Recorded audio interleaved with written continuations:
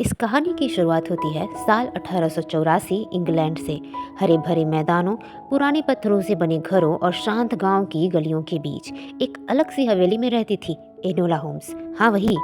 लेकिन ये कहानी शर्लॉक की नहीं है, ये कहानी है उसकी छोटी बहन की।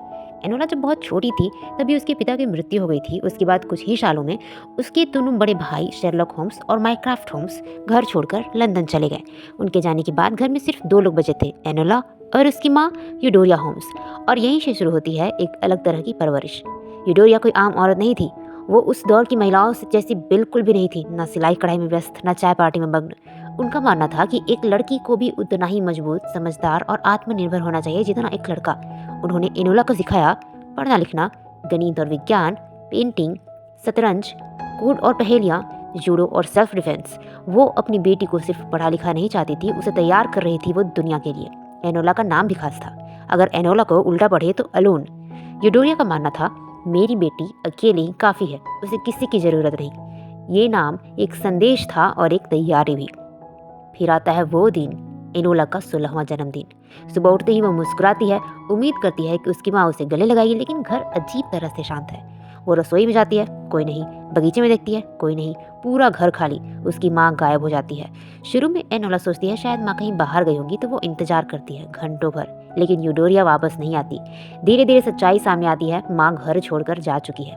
लेकिन वो बिना कुछ कहे नहीं गई। उन्होंने पीछे छोड़ा है कुछ पैसों का इंतजाम, घर की देखभाल का इंतजाम और सबसे अहम, एक रहस्यमयी पजल। एनोला को पता चलता है कि उसकी माँ ने फूलों और कार्ड्स के जरिए एक कोड छोड़ा है। ये कोई साधारण विदाई नहीं थी, ये एक सुराग था, एक संकेत। माँ कहीं गई है, लेकिन क्यों और किससे छिपकर? अब एनोला अकेली है। वो अपने दोनों भाइयों को खत लिखती है, सारी घटना बताती है और उन्हें तुरंत घर आने को कहती है। कुछ दिनों बाद दो गाड़ियां हवेली के सामने आकर रुकती है। पहले उतरता है एक लंबा, शांत, गहरी नजरों वाला आदमी, शार्लक होम्स, दुनिया का मशहूर जासूस।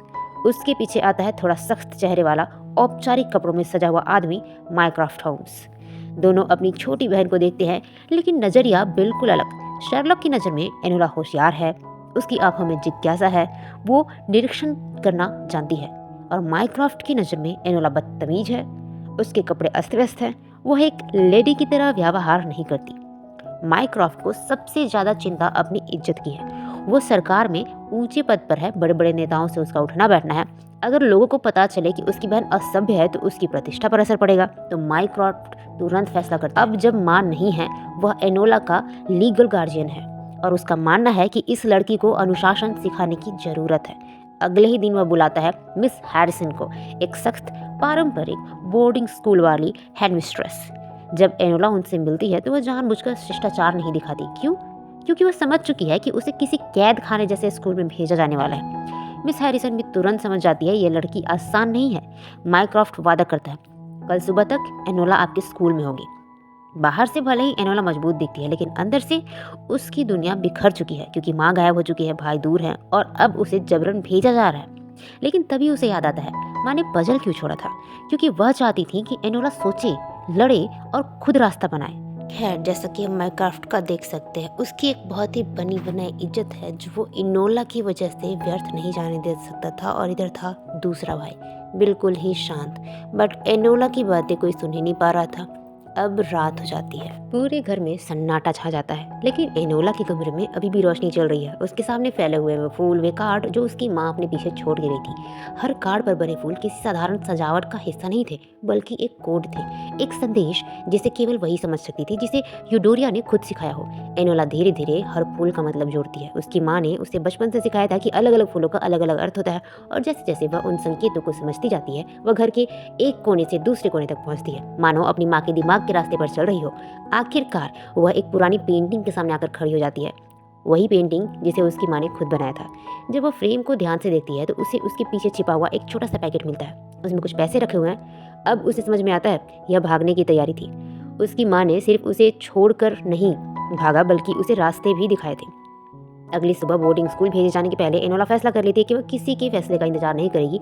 वह अपने बाल बांधती है, लड़कों जैसे कपड़े पहनती है, एक लड़के का भेष बनाती है और चुपचाप घर से निकल जाती है। उसके कदम तेज है, लेकिन दिल तेजी से धड़क रहा है। यह डर नहीं है, यह आज़ादी की शुरुआत है। उधर अगले दिन जब माइक्रोफ्ट उसे लेने के लिए उसके कमरे में आता है तो उसे कमरा खाली मिलता है। बिस्तर सजा हुआ है, खिड़की खुली हुई है और एनोला गायब है। तब तक एनोला गाँव से दूर निकल चुकी होती है। भागते भागते वह एक रेलवे स्टेशन तक पहुँचती है। वहाँ से लंदन जाने वाली ट्रेन तैयार खड़ी थी। बिना समय गवाए वह उसमें चढ़ जाती है और भीड़ में खुद को छुपा लेती है। लेकिन उसी ट्रेन में एक और भगौड़ा मौजूद है। इंग्लैंड के एक बड़े और प्रतिष्ठित परिवार का युवा लड़का विस्काउंट ट्यूक्सबरी, जो अपने घर वालों से छिपकर भाग रहा है। स्टेशन पर उसकी माँ, दादी और उसका अंकल उसका इंतजार कर रहे हैं। उसे ढूंढते रहते हैं लेकिन ट्रेन चल पड़ती है। एनोला अपनी सीट पर जाकर बैठती है लेकिन कुछ देर बाद उसे सामने रखे एक बड़े से बैग में हलचल दिखाई देती है। अचानक उस बैग से वही लड़का बाहर निकलता है, ट्यूक्सबरी। वह अब तक उसमें छुपा हुआ था। दोनों की नजरें मिलती है। पहले थोड़ी झिझक, फिर बातचीत की शुरुआत। ट्यूक्सबरी जानना चाहता है कि एनोला कौन है। एनोला उसे बताती है कि ट्रेन में एक संदिग्ध आदमी उसे ढूंढ रहा है। वह हर डिब्बे में तलाश कर रहा है और अगर उसने उसे ट्यूक्सबरी के साथ देख लिया तो वह समझ जाएगा कि दोनों एक दूसरे की मदद कर रहे हैं। एनोला अपनी सीट छोड़ देती है ताकि शक न हो, लेकिन जैसे ही वह आगे बढ़ती है वही आदमी ट्यूक्सबरी पर हमला कर देता है। वह उसे मारने की कोशिश करता है। हालात अचानक खराब हो जाते हैं। उसी वक्त एनोला वापस आती है। बिना डरे बिना सोचे वह उस आदमी से भिड़ जाती है।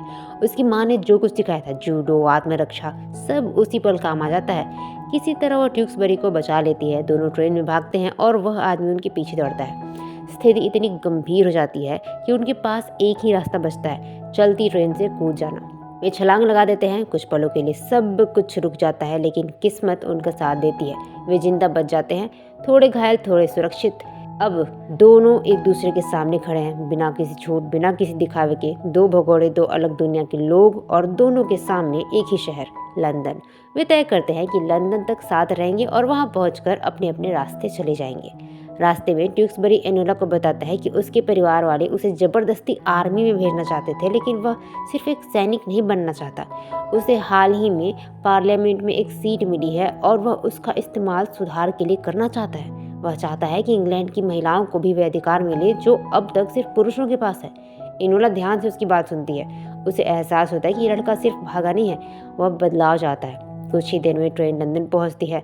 भीड़ भरा, शोरगुल भरा, विशाल लंदन, जहाँ हर चेहरा अनजान है और हर मोड़ पर एक नई कहानी छिपी है।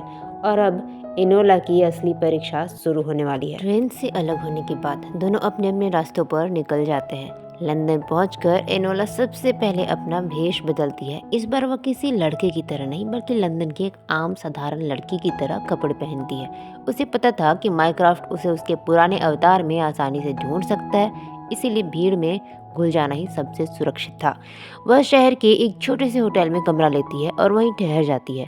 अगले ही दिन वह अखबार में एक शब्द पहेली छपवाती है। यह कोई साधारण पजल नहीं था, यह उसकी माँ के लिए एक गुप्त संदेश था। अगर उसकी माँ कहीं लंदन में है और यह खबर पड़ेगी तो उसे समझ आ जाएगा कि एनोला उसे ढूंढ रही है। इसके बाद एनोला अपनी माँ की पुरानी दोस्त एडिथ से मिलने जाती है। एडिथ वही महिला थी जिसने बचपन में उसे मार्शल आर्ट सिखाया था। एनोला उनसे अपनी माँ के बारे में पूछती है, लेकिन उसे कोई सीधी जानकारी नहीं मिलती। फिर भी बातचीत के दौरान उसे एक पुरानी याद आती है, उसकी माँ और उसके साथियों की एक गुप्त बैठक की जगह जो लंदन में ही कहीं थी।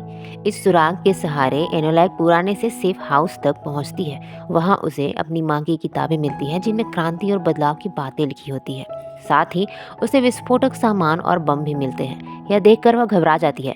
क्या उसकी माँ सच में किसी खतरनाक योजना का हिस्सा थी? उसी समय अचानक वहां वही आदमी पहुंच जाता है जिसने ट्रेन में ट्यूक्सबरी पर हमला किया था, लीथन। वह एनोला पर हमला कर देता है। दोनों के बीच जबरदस्त लड़ाई होती है, लेकिन अपनी ट्रेनिंग की बदौलत एनोला किसी तरह उसे चकमा देकर वहां से भाग निकलती है। अब उसे एहसास होता है कि असली खतरा ट्यूक्सबरी पर है।